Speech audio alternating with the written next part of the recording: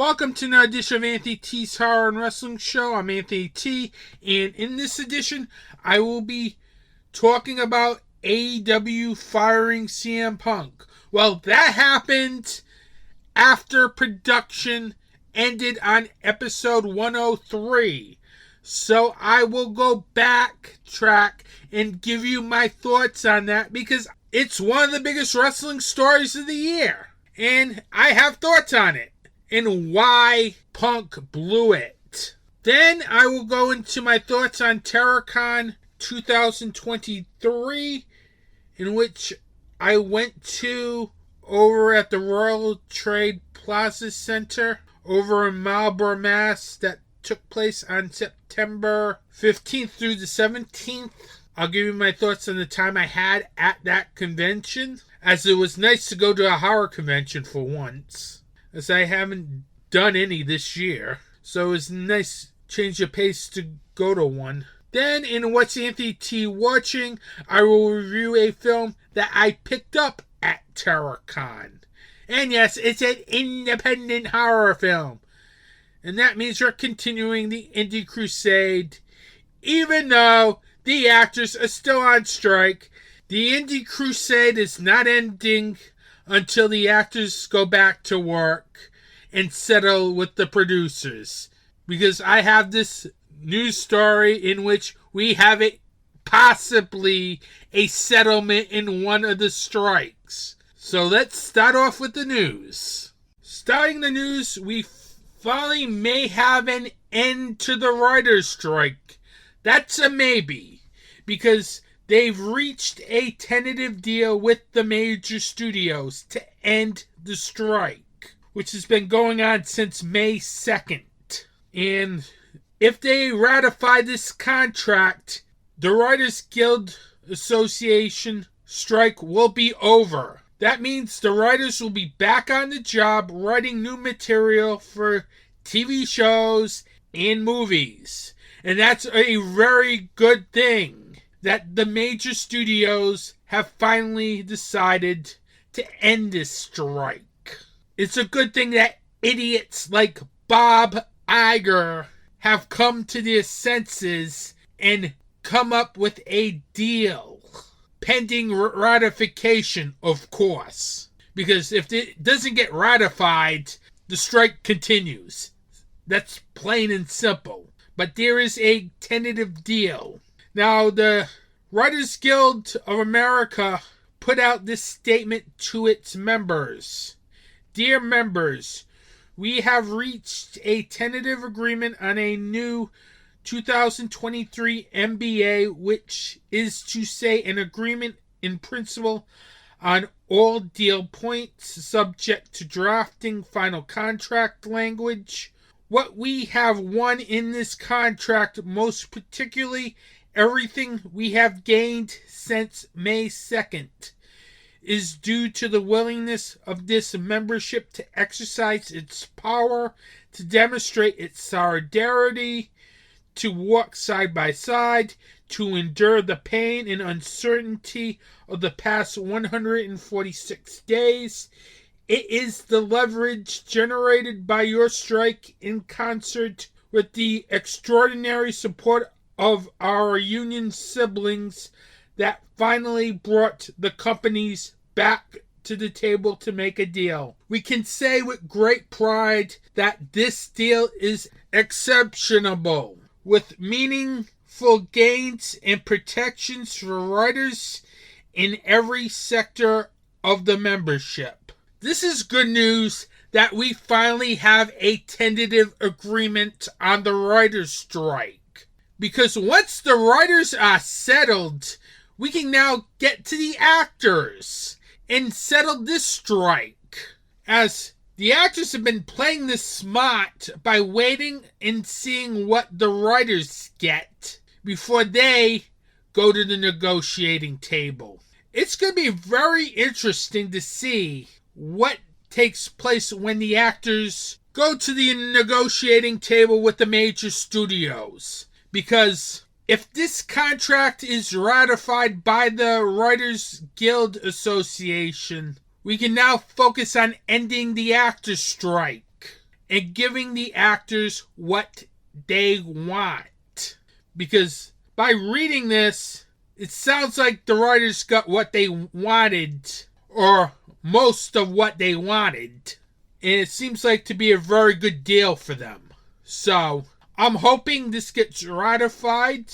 But if they want to continue the strike, that's fine by me. I don't mind. I will still support the writer's strike and the actor's strike through thick and thin.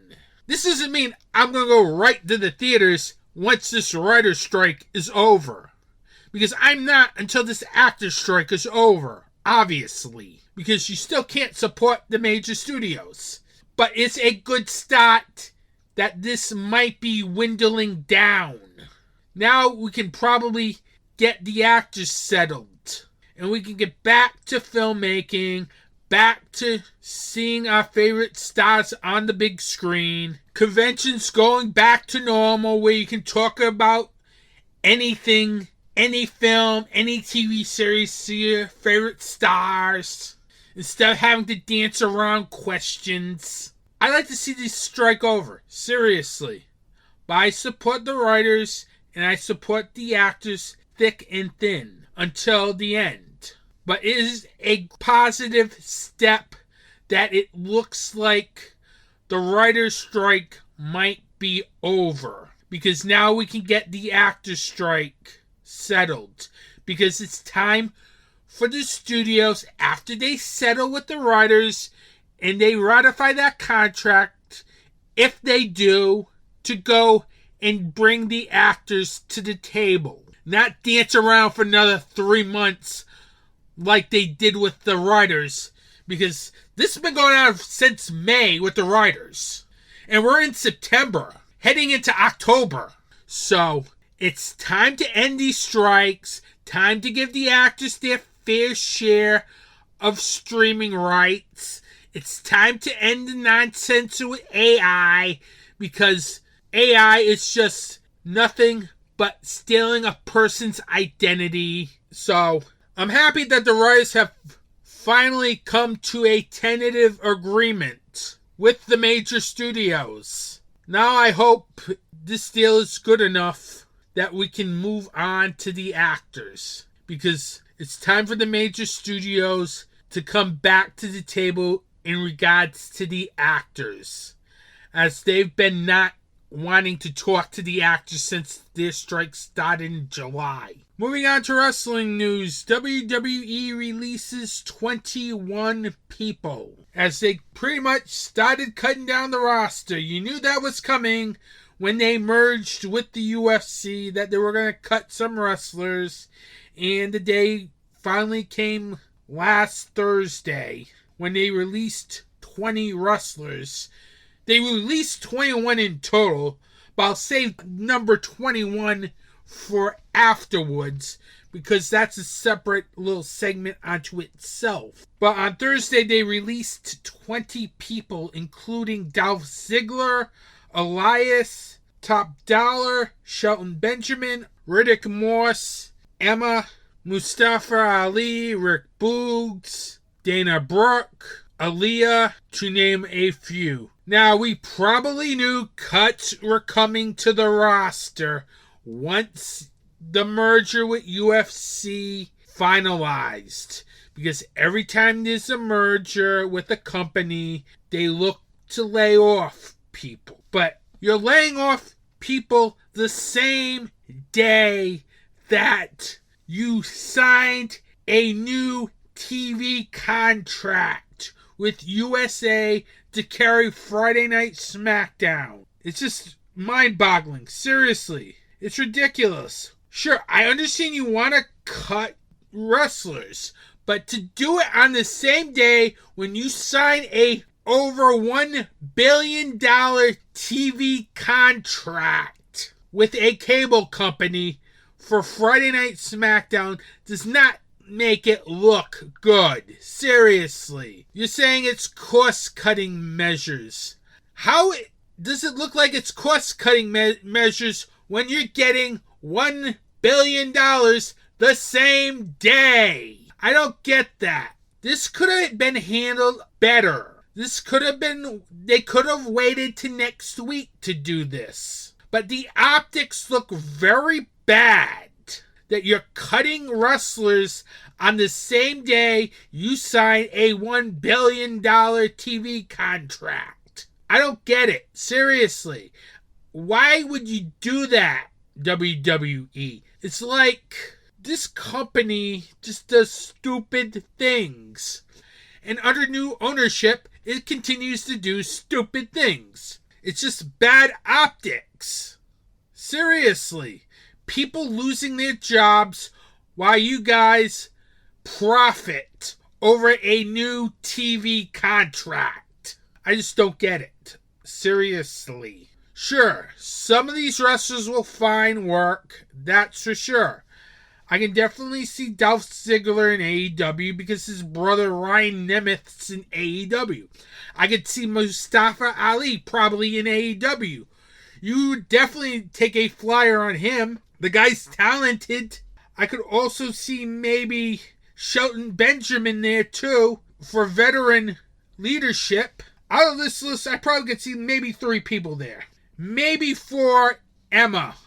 That's about it. Out of all these superstars released, I only can see maybe 3 or 4 people coming to AEW. I don't see Elias coming to AEW. I don't see Top Dollar. I don't see Rick Boogs going to AEW. I don't see Mace or Mansoor going to AEW. I just only see Dolph Ziggler, Shelton Benjamin, Mustafa Ali, and Emma. That's it. It's going to be very interesting to see who ends up where. I can see some of these people also ending up in Impact Wrestling as well, or Major League Wrestling. But out of this list, I could probably only see 4 people probably ending up in AEW, if that. I definitely can see Dolph Ziggler. That's a definite. Him and Ali, that's probably the most definite. If you have to put on who you think are most definitely going to be in AEW, it's probably those 2. Then you got possibly Shelton Benjamin and Emma. So, WWE released a lot of wrestlers. I hope they find work in the industry. Seriously. As there's a lot of promotions out there where they can go out and reinvent themselves. If AEW doesn't want them, they can go to Impact, MLW, like I said before, or do the Indies, or do Japan. There's a lot of places where some of these wrestlers can thrive and reinvent themselves. It'd be interesting to see where a lot of these people end up on this list after their release. I hope they get work, seriously, because no one should be out of work. And it sucks that WWE cuts people. It does.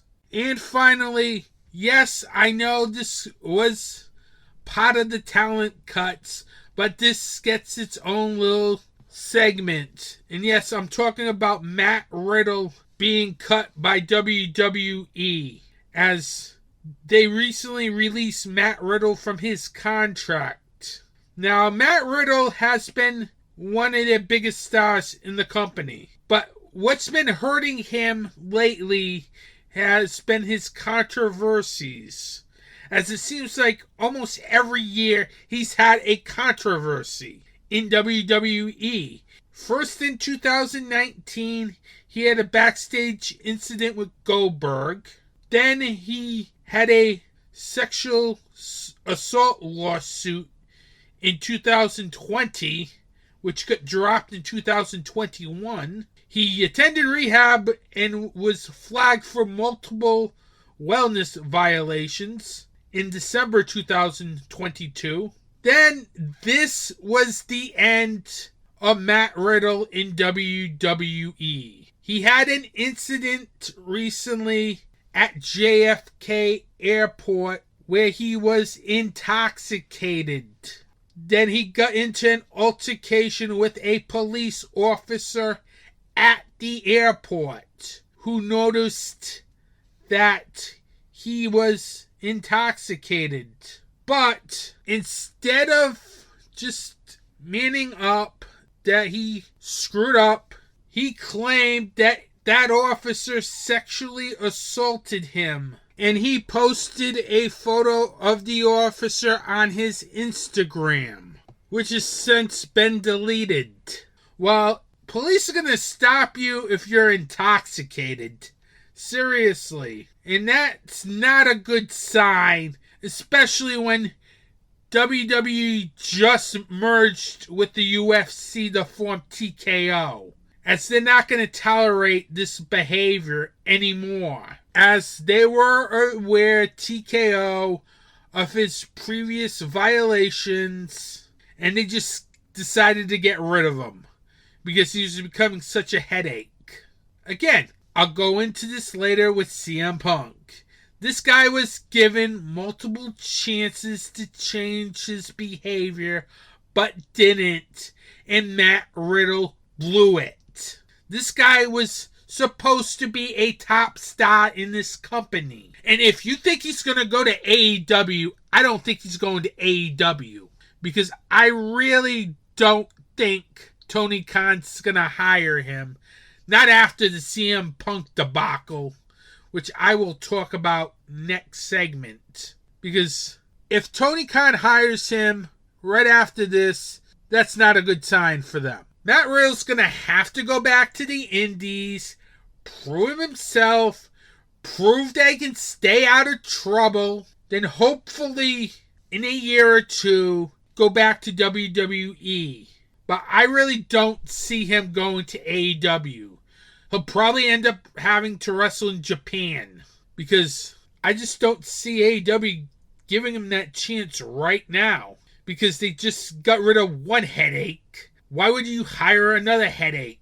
Maybe you can go to Impact or MLW. I just don't see AEW hiring him. I just don't. Not after the CM Punk fiasco. But then again, I could be wrong. But still, after this charge, I don't think he's going to be hired by AEW. So he's probably going to have to work Japan. And with that, that's the news.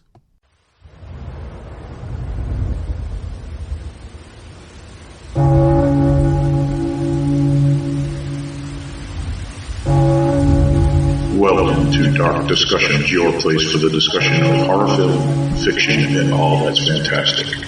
A weekly podcast where the discussion is about the most recent horror and genre films.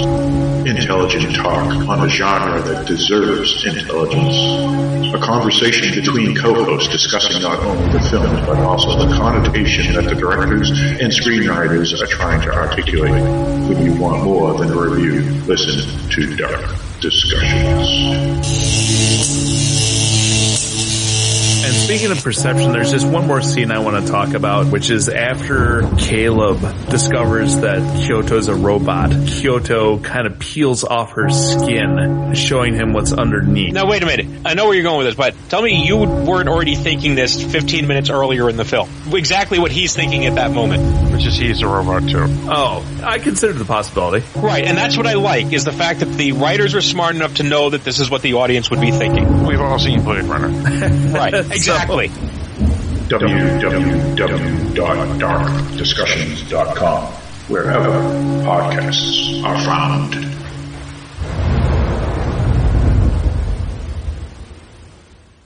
Welcome back. Now, there are times where I'll admit I am wrong.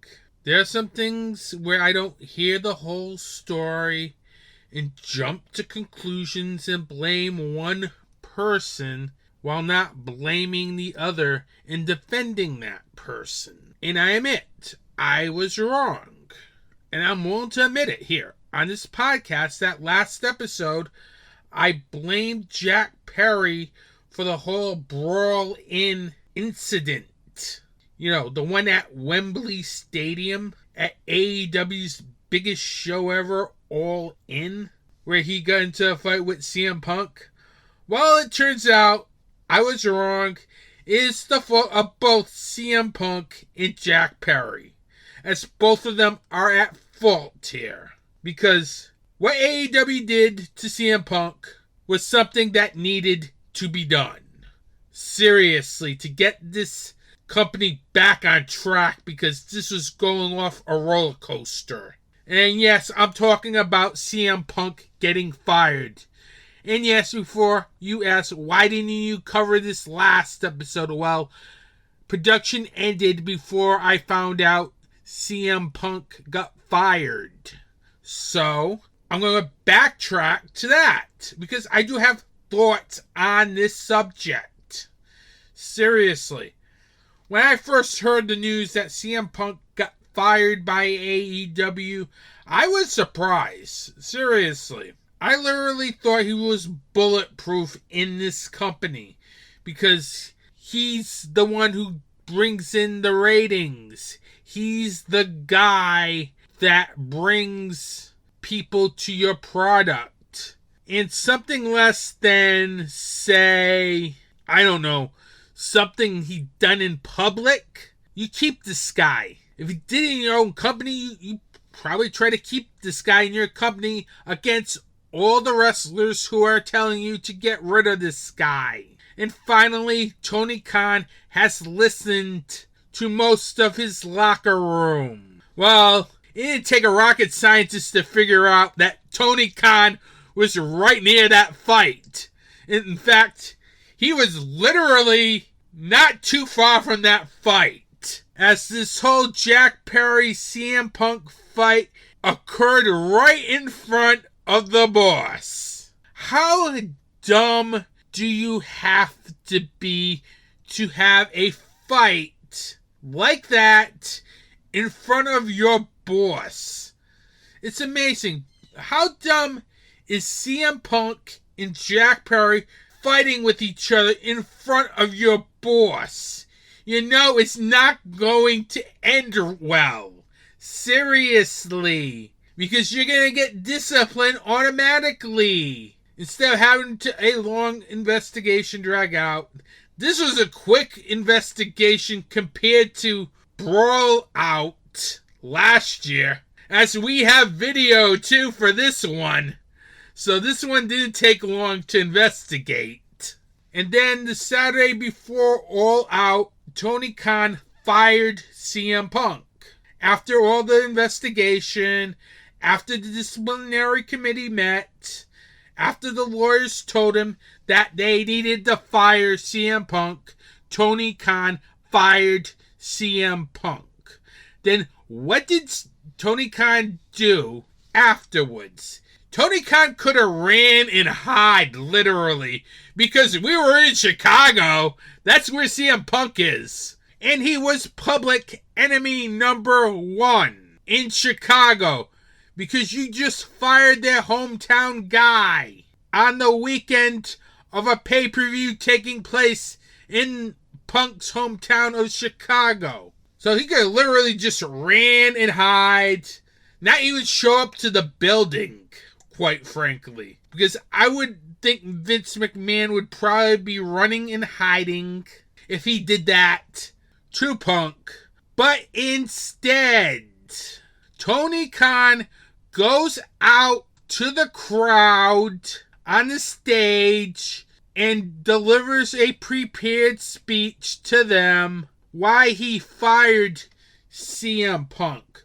Well, CM Punk did deserve being fired here. Let's face it, first of all, before I get into that. Because the things that CM Punk did are unexcusable. First off, he started a fight with Jack Perry. And some of the details are coming off of Deadspin.com. As a neutral source said, Punk shoved, punched, and choked Perry in front of the owner, Tony Khan. Then once things broken up, Punk allegedly lunged at Tony Khan before telling the AEW boss that he was quitting the company. This was coming from the Wrestling Observer. Now back to the Collision taping where Tony Khan went up on stage. He could have gone Paul Heyman style and fired him like that, but he did not do that. He talked in a more professional way, telling how he was literally threatened. and felt he was in danger. He felt the staff was in danger to that Chicago crowd that was wanting CM Punk so bad.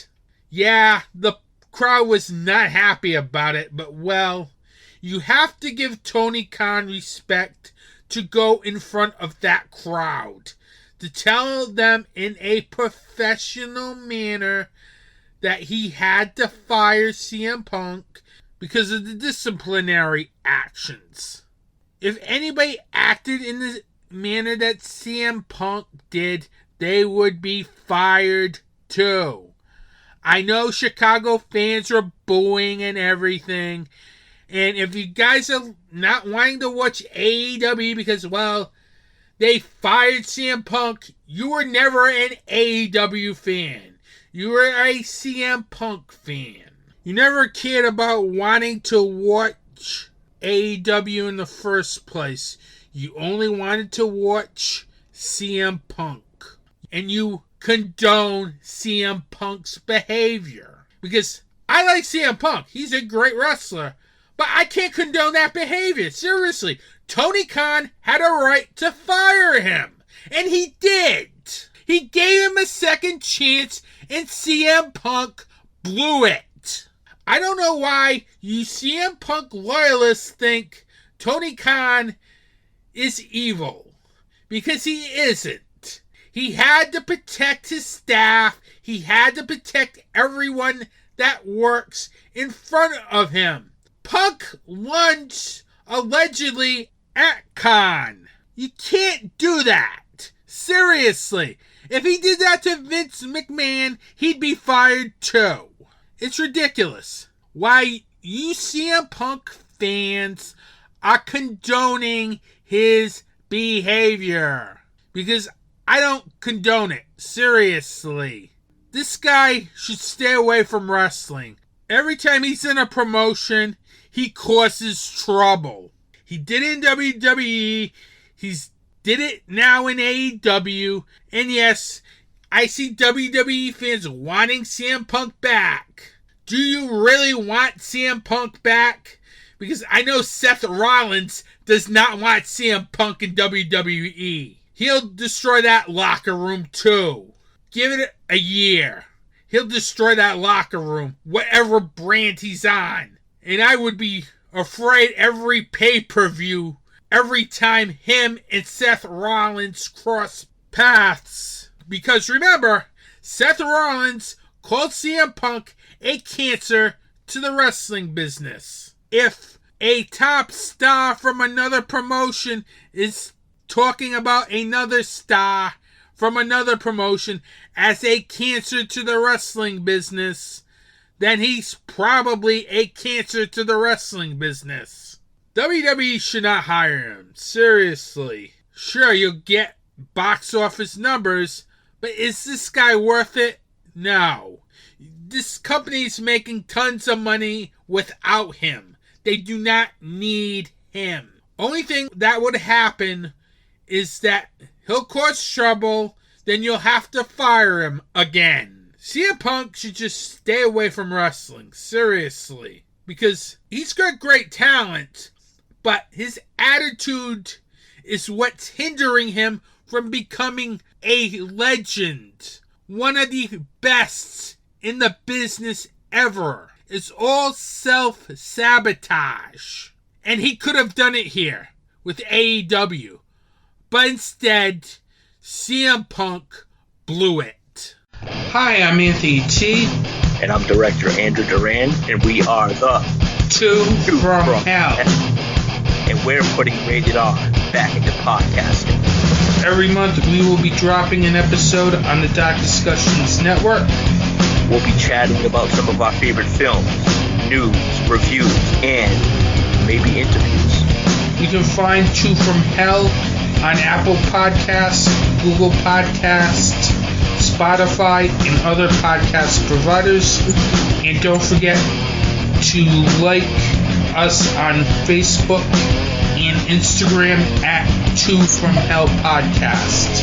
Trust me, you're seriously not going to want to miss the show. Every day there's a family struggling with hospital bills to care for their sick child who is fighting an illness. There's a woman who is fighting breast cancer and is having trouble making ends meet while paying for their treatment. And there are burn victims that are going through treatments to heal their deep wounds.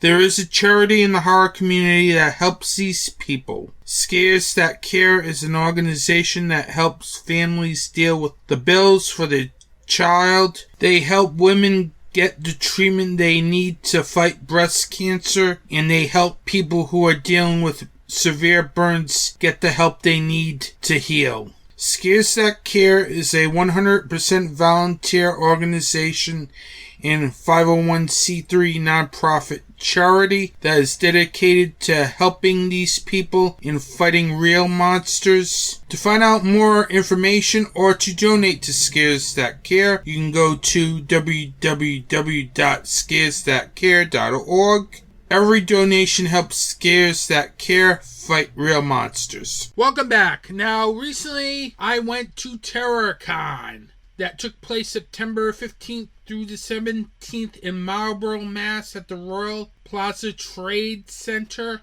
in Marlborough, Massachusetts. This is my first time I went to Marlborough, Massachusetts for anything, and this is definitely the first time I went to this venue. So I really did not know what to expect when I got there. I first got there on the Friday morning, pretty much around 11:30, 12. Checked into the hotel room as usual, as this is another of those weekend getaways, because we can't have a horror convention in Rhode Island. Will somebody please put a horror convention in Rhode Island, please? It would be very well appreciated, as I don't have to pay for a hotel room. Just saying. I don't mind going on these hotel weekend getaways, but it adds up, literally. When you go to these cons and you have to pay for a hotel room too, it adds up. But hey, I just want a horror convention in Rhode Island. It's not much to ask. But anyway, we're going back to the TerrorCon review here, everyone, since we're going to talk about it. This time I went as a VIP for the convention. Now, some cons I go as press, some cons I go as VIP. This one I went as VIP, the same one I went as the last convention that I went to. And I have to say, first impressions on this convention, I really had a really good time that weekend. I really thought it was a very good convention. There were maybe a drawback or two, but I had a fun time at this convention. It got a little chaotic at times, I'll tell you about that. But let's start off on Friday. I get in there Friday. Thankfully, I did not need to see Robert Englund, because I met Robert Englund a couple years ago when he was in Rhode Island for Rhode Island Comic Con. I would like to say 2017, where I got my autograph. But I would meet Robert Englund here in this convention, but I'll talk about it a little bit later. I first started off walking around, then first met Sandy Johnson, who is an iconic figure in a popular franchise. I can't say the franchise name because we're still under a strike, people, so I have to play around here. Think about the Seasons, that franchise, and how her character is one of the most iconic characters in that franchise. For a small role, it is an iconic character. I met her, very super nice person. Then I started walking around. Then I met Amanda Wins from another popular horror franchise. I'll give you a hint. I mentioned his name before. You can figure out what the franchise is if you were listening to the name I mentioned first. That's the franchise she was from. And some of the people I met were from that franchise. But I can't say the franchise name because we are under a writers and actors strike, everyone. She was a nice person. It was a very nice meeting Amanda Wins. Then I met Cheryl Finn from a popular TV show which had the greatest season in the history of television. I might have mentioned this show on this podcast from one of my favorite directors of all time. I can't tell you the show because, well, same thing. But still, she's a very nice person. She was also in another cult sci-fi film as well, which I like as well. Then after that, I met Melinda Clark from another popular comic book film that kind of has horror elements to it. And she was also a main character in a popular franchise in which I thought was the best entry in the franchise. You see, I have to play around with this titles, people, because I can't talk about the films because I will be giving the major studios promotion, and I'm not doing that here on this podcast. But she was a nice person, everyone. Then afterwards, I stopped over at the Mad Z Productions booth to pick up Horny Teenagers Must Die. It's always good to catch up with Dave Zagorski. Very cool person to be with. And besides, I will give my unbiased review of that film next segment. So stay tuned. I decided to get the first of 4 photo ops at this convention. And you may have seen the teaser on the Anthony T's Horror and Wrestling Show Facebook and Instagram page.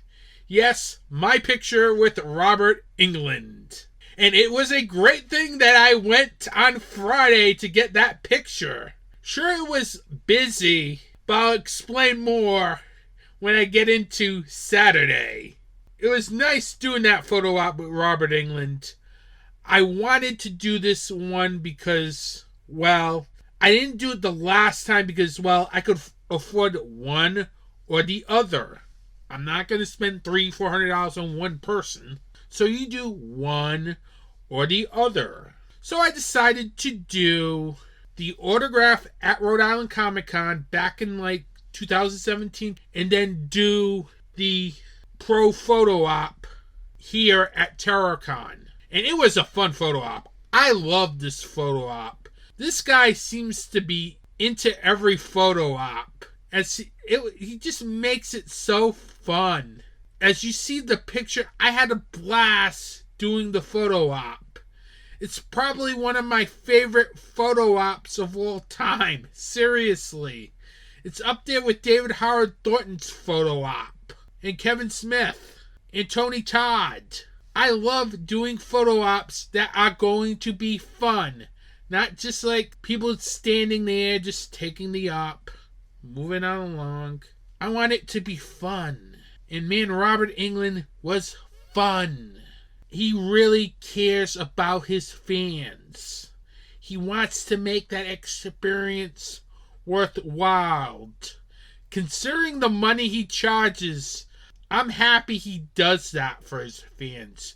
Because actors can just not do that.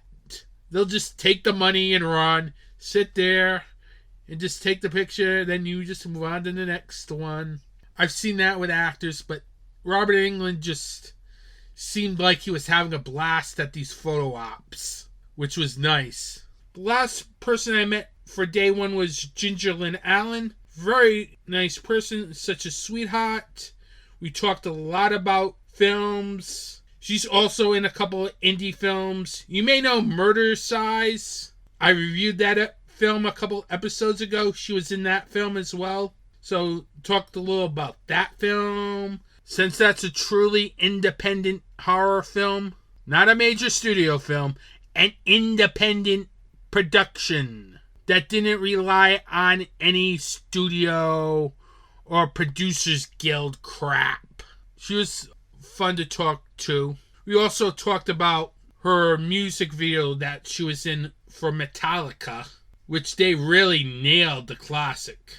Ever hear that song Turn the Page, the cover of Bob Seger's song? It's, I think, one of the rare times that the cover is better than the original. I like that. And that was pretty much it for day one, besides shopping for vendors, catering to my Funko addiction, Also caught a couple of panels as well, which were fun, including the after show panel, which was such a riot. The Angry Geeks Live panel, which is such a riot. Then day 2.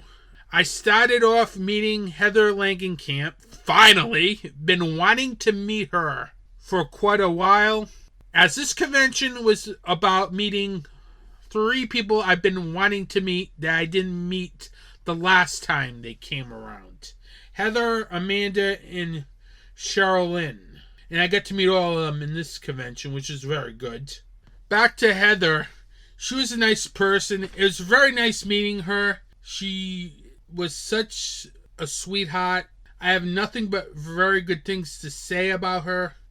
It was great meeting her. Then I met Mark Patton from the same franchise in which Heather's in. Little hint. He was a very nice guy who talked a little bit about his documentary, which is an independent film, Scream Queen, My Nightmare on Elm Street. Definitely check that film out. I can talk about that because that's an independent film. He was such a nice guy. It was nice meeting him. Then it was about shopping around, buying more Funkos, buying t-shirt. In fact, I picked up a couple t-shirts during this convention from vendors, which I always love to support because that's how they make their living sometimes with these conventions. Then it got chaotic. Literally chaotic. As I was going to do a Lance Henriksen photo op on Saturday, but it was near the time when Robert England's photo op was, and that was pure chaos, as the lines were just crazy for this guy, for him and all the Nightmare on Elm Street team-ups. It was crazy. But then again, Robert England's the biggest drawer at this convention, and definitely one of the biggest draws on the con scene. So you would expect for that to happen, people. So I don't mind. It could have been worse. It could have been me just waving the white flag on the photo op. But thankfully I was going to be there Sunday, so I decided, you know what? I don't need to go through this chaotic line to go to the line to buy my photo op ticket, to go through the chaos that is the Robert England line. So, you know what? I'll wait till Sunday, and I'll tell you about the photo op when I get to the Sunday part of the day. This led me to the hotel to catch the rest of the Mick Foley panel. I only caught like half of it. Then I pretty much, I believe, went back to the World Trade Center Plaza, walked around for a couple hours till 3 o'clock, then went back to the panel room for the John Kazar panel. Then there was a Talk Scary to Me panel with Daniel Harris, Serena Vincent, and Monica Kina. Then I went to the Chris Sarandon panel. Then I had to run back down all the way to the Royal Trade Plaza Center to get to the Chris Sarandon photo op. Very nice guy, as he's definitely a legend, as he's done a lot of films that I like, both horror and non-horror, which I would love to talk about but can't, unfortunately. Then after that, I pretty much called it a day. Maybe walked around a little bit more to my recollection, then went to the room, watched AEW Collision, then went to the after party, had a couple drinks, had a great time. It was a blast.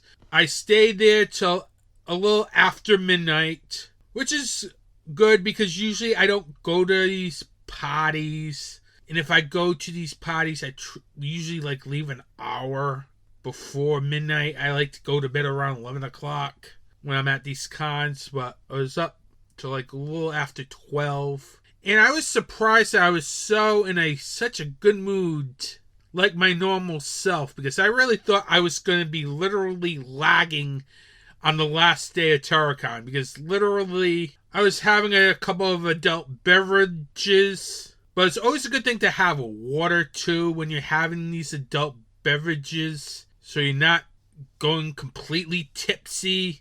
I felt a little tipsy, which is fine to be, but also make sure you space out your drinks. Throw a lot of water down, drink a lot of water, so you're not going back to the hotel room plastered, because I am not that type of person. It was fun. I had a fun time there.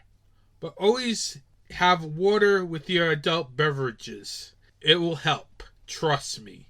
When you get back to the hotel room, at least you'll have your faculties intact, instead of being all drunked out or party hard mentality. So when day 3 came, I thought I was going to wake up with such a headache, literally, because of my drinking the night before. Because I had a beer and a screwdriver. And I thought to myself, that might have not been a good idea. Because you don't know how you're going to wake up. But me, I just woke up normal, like I normally do every day, literally. So thankfully, I dodged a bullet of a hangover. You do not want to have a hangover at a convention, especially on the last day when you're trying to get autographs. So on day 3, I get down there, walk around a little bit. My first celebrity meetup of the day was with Kim Myers from a film which she's co-starred with Mark Patton and Robert Englund, of course. You can put it together to figure out what film. She was a very nice person. We talked a little bit about acting and the strike and everything, which I don't like talking about, but you gotta dance around these questions. It's like you don't want to talk about it and get someone overly offended, because these people are on strike. And I understand why they don't want to talk about it, because they'll be promoting it. Like what I'm doing here by not promoting these films in this review. Unless if it's an independent produced film. Anyway, she was a nice person, very nice to meet. Then I met William Ragsdale from a certain film with a horror legend. And no, it's not Robert Englund. He was a nice guy to meet. Super cool. Wasn't planning on meeting him, but I had a little extra money. Might as well. Plus I love the film a lot. And I've met a couple other cast members from that film in previous cons. Then afterwards, would walk around a little bit till 12 o'clock. Then I decided to do the Danielle Harris photo op. That was like a last minute thing because, well, I kind of wanted to do something different. I wanted to do another photo op.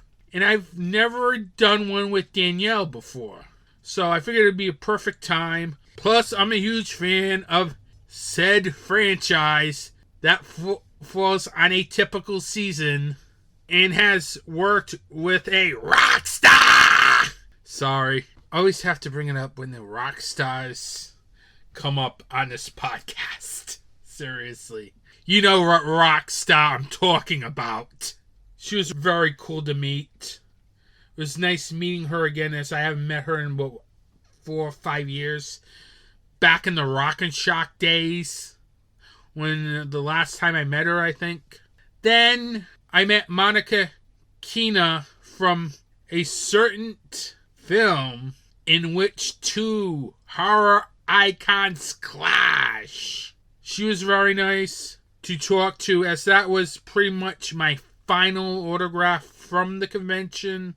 Then I would run back to the panels and watch the Ross Marquardt panel, which was a fun time as he was doing a lot of really good impressions, as he's also a voice artist as well. Then it was the Lance Henriksen live on stage panel, which I enjoyed a lot. He was such a riot. I didn't think he would be a riot. I was expecting a more serious panel, but this guy's just such a fun person. And then after that, I went back to the Royal Trade Plaza Center to do his photo op finally, as I really got the photo op because, well, he was literally charging $80 for a photo, and his photo op was like $85 plus fees to get a photo with the guy. Plus, he's worth it because he's been in such iconic horror and sci-fi films. So I made it my 4th photo op of the weekend. And he's such a great guy. I love him. I didn't think he would be that fun to be with, but he was. Whether it was at that panel or in that photo op room, it was fun. And after that, it was just like walking around, saying my final goodbyes, and ended another fun convention at TerraCon.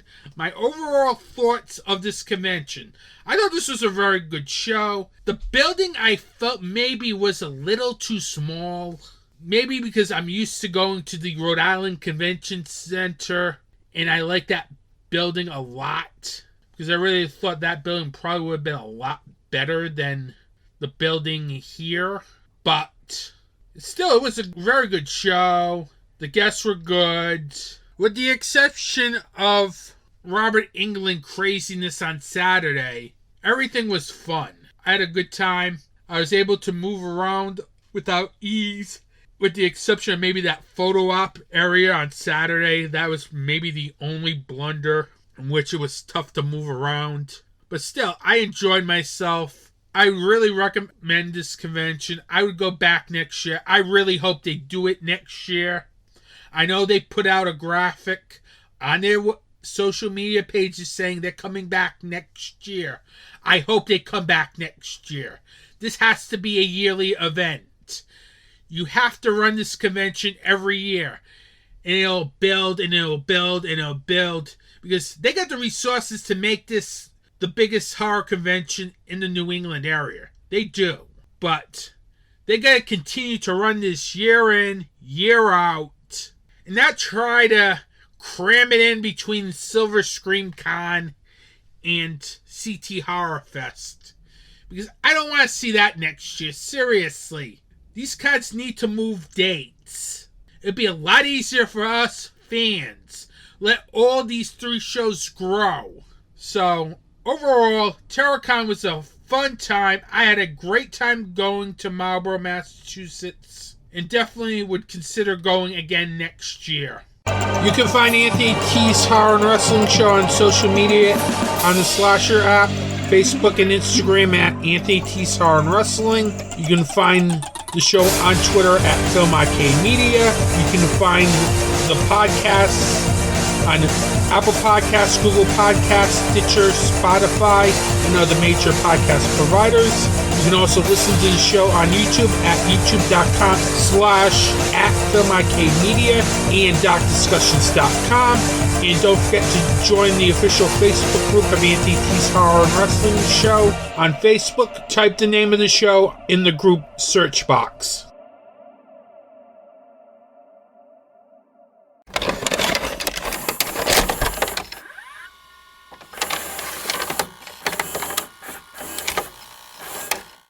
Well, what's Anthony T watching this episode? Remember last segment I told you that I would be reviewing a film that I picked up at TerraCon. That's right. I'm talking about that film that I picked up at TerraCon called, get this, Horny Teenagers Must Die. It's the latest film from Dave Zagorski, friend of the podcast. He's been on the podcast before, as you have to go all the way back to episode 47 of the podcast, where I interviewed him about his film Killing Brooke, which you can find on the Film Arcade Media site back in the good old Anthony T Horror Show days. Now he has a new film called Horny Teenagers Must Die, and it is the latest film to be a part of the Indie Crusade because, well, I am not reviewing studio films on this podcast until both the writer's strike and the actor's strike are over. And at least there's some movement in the writer's strike, so we may have a deal by the time this episode comes out. Keeping fingers crossed this might be the last Indie Crusade, Because once that gets settled, the actors will probably settle. But anyway, back to what I was doing as we're reviewing Horny Teenagers Must Die. And for that, before I start the review, I go on to imdb.com to read you the synopsis of the film. Because that's the way it works here on the Indie Crusade. The synopsis is Horny Teenagers Must Die is an over-the-top homage to 80s slasher fare with a difference, pitting a tale of sexual intrigue and weekend hedonism against a violent and bloody dead teens in the woods backdrop. A group of recent high school graduates head out into the woods for a weekend of sex, drugs, and booze-drenched debauchery, only to meet their maker at the hands of a demented killer who uses anything from farm tools to sex toys in a non-stop orgy of eye-popping slaughter. Pot pitch black comedy, pot body count horror, Horny Teenagers Must Die fuses the narrative structure of the Friday the 13th movies with the caustic wit of Heathers and the gory anarchic insanity of cult classics like Reanimator, Street Trash, Cabin Fever, and The Evil Dead. I don't know about The Evil Dead part because it would have been more supernatural. This has no supernatural elements at all. So you can forget about The Evil Dead, seriously. Because when I think of The Evil Dead, I think of supernatural horror. This is not supernatural horror. Maybe the humor, but not the horror. Everything else probably fits true. Reanimator, it's bloody.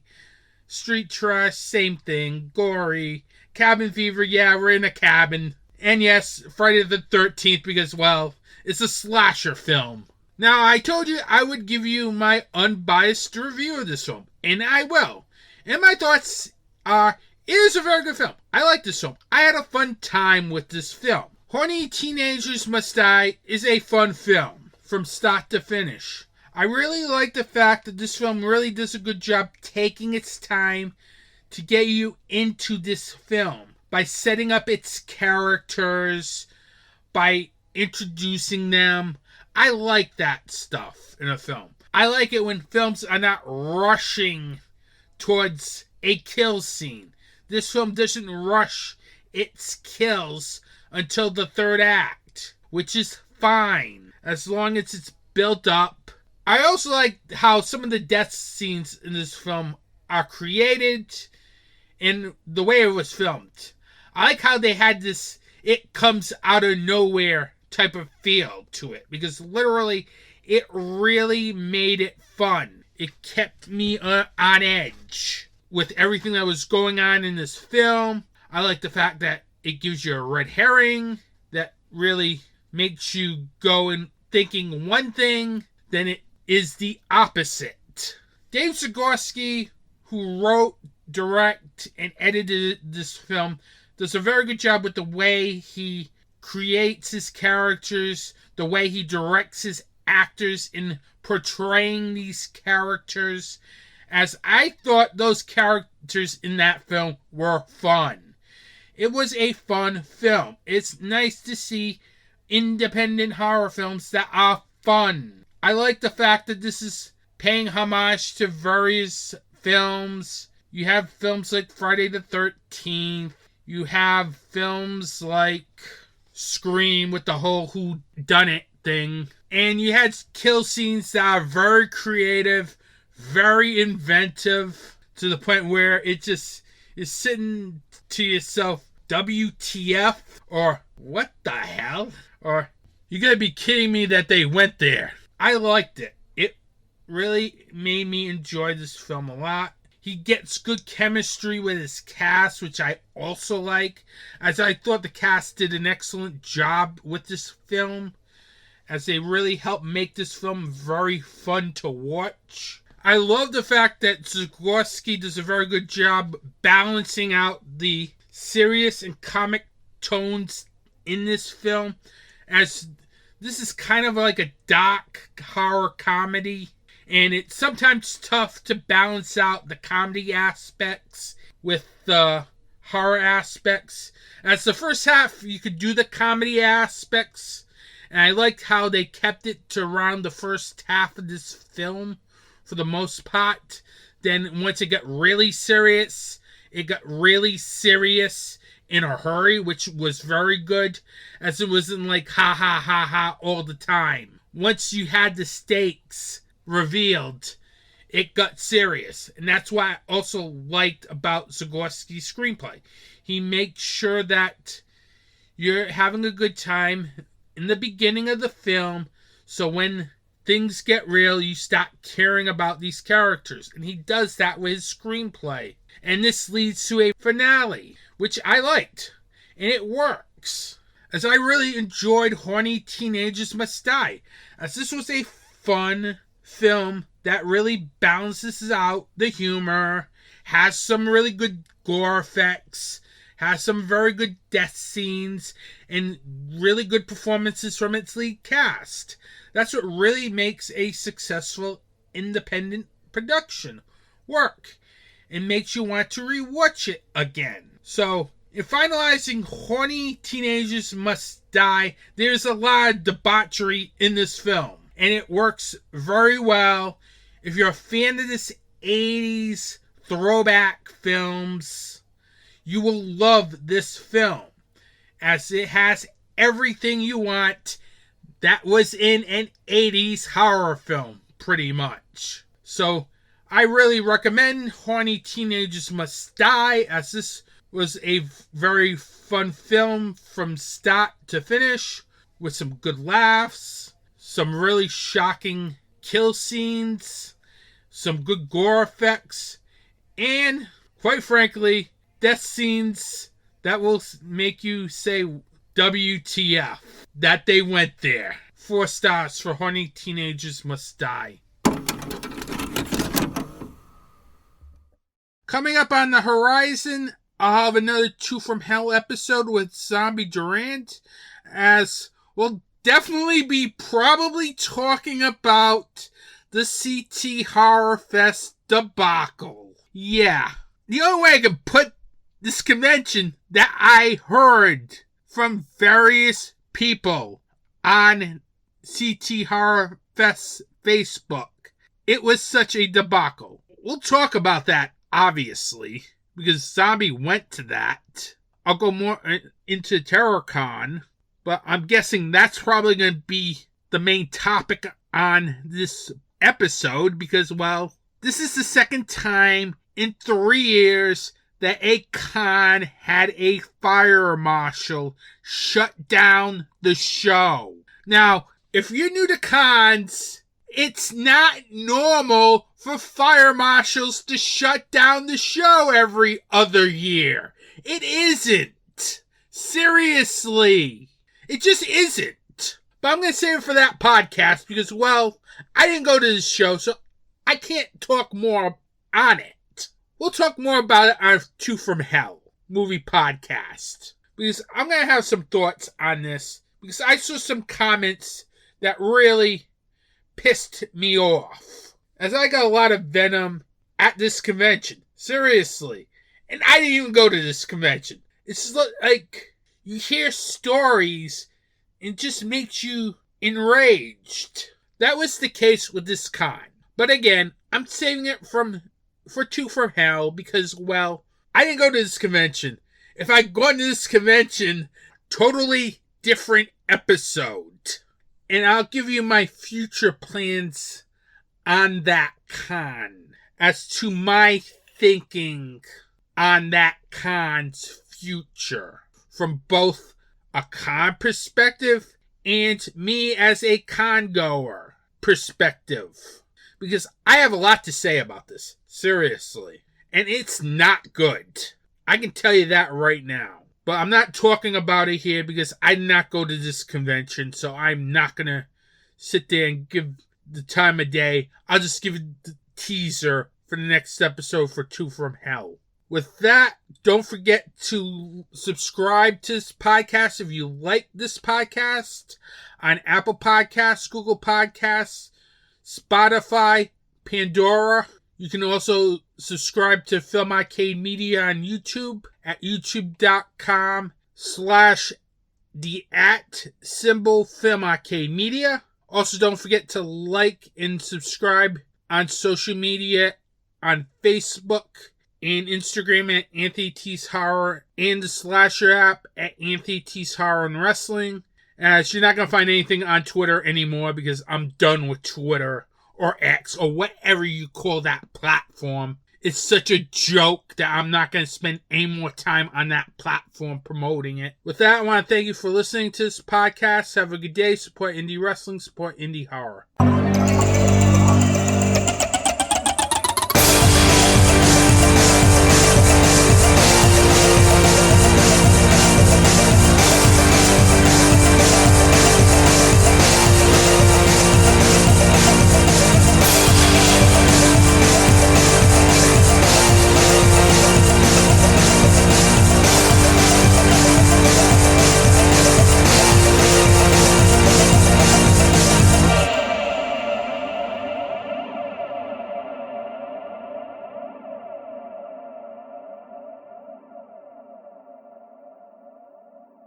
This has been a Film Arcade Media production.